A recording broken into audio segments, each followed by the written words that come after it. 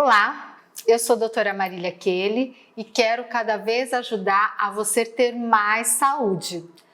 Num dos vídeos nós falamos de como diminuir o prejuízo causado pelo álcool, mas para reforçar ainda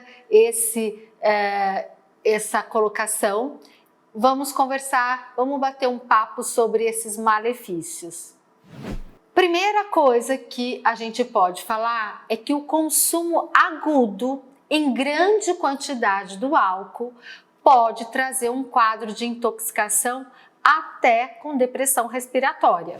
Já o consumo regular, ou seja, o consumo frequente do álcool, pode gerar um aprendizado do cérebro que, sob a ação da dopamina no sistema límbico, vai fazer que você tenha mais necessidade e que gere mais vontade de você consumir o álcool, o que isso pode levar a uma dependência e uma necessidade em exagero, o que não é saudável. Uma outra coisa importante em relação ao álcool é o número de calorias que ele fornece. Então, para quem não sabe, carboidratos ele fornece 4 calorias por grama.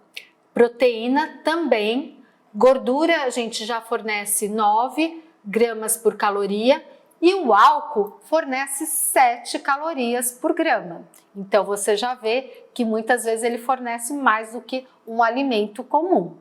Uma outra questão em relação ao álcool é que o álcool é uma caloria vazia, ou seja, sem nutrientes. E ainda mais interessante e importante, como o álcool é metabolizado pelo fígado, o fígado vai dar preferência para a metabolização do álcool, que é mais tóxico. E com isso, você vai ter menos absorção de nutrientes para o teu corpo, favorecendo o catabolismo, ou seja, o consumo de massa muscular e o aumento de gordura, porque já que você não usa aquela energia, você não consome os nutrientes, o seu corpo vai acabar acumulando na forma de gordura.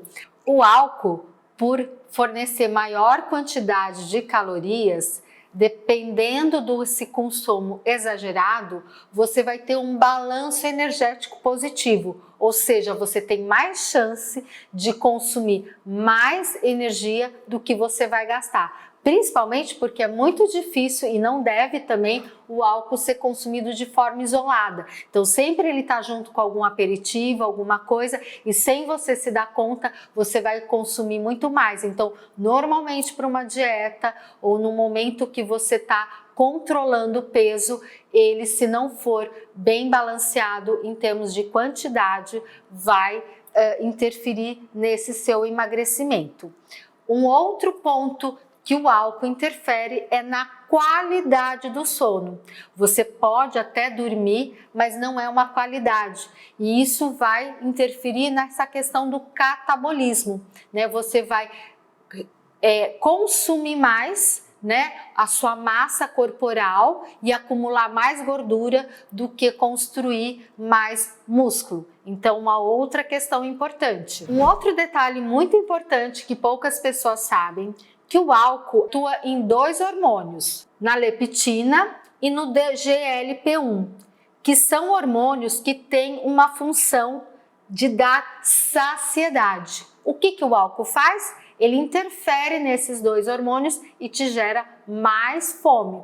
Consequentemente, você vai consumir mais alimentos que não vão ser absorvidos, porque o seu fígado está gastando lá na metabolização do álcool e você vai ter mais retenção de gordura, ou seja, balanço energético positivo.